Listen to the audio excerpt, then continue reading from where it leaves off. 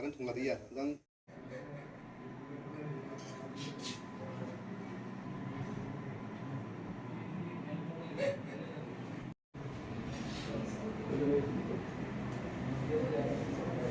আজকে আমাদের দামছড়া থানার অন্তর্গত পূর্ব নরেন্দ্রনগর নাকা গেটে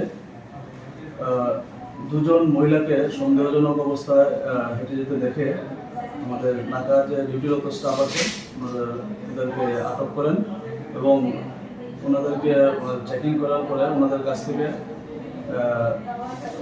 10টি প্লাস্টিক কোটেড প্যাকেটের মধ্যে মোট 26 কেজি গাঁজা উদ্ধার করেন।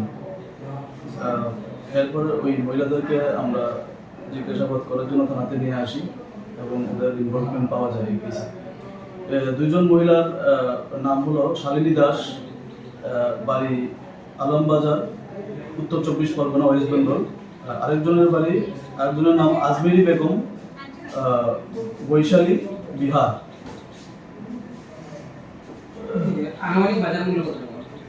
আনুমানিক বাজার মূল্য প্রায় 3 লাখ টাকার মতো হবে। তাদেরকে আমরা আজকে ধর্মনগর ওমেন পিএসএ রাখবো। আগামীকালকে তাদেরকে আমরা ধর্মনগর ওমেন সেশন কোর্টে আমরা প্রেরণ করবো। রিমান্ড চাওয়া হবে।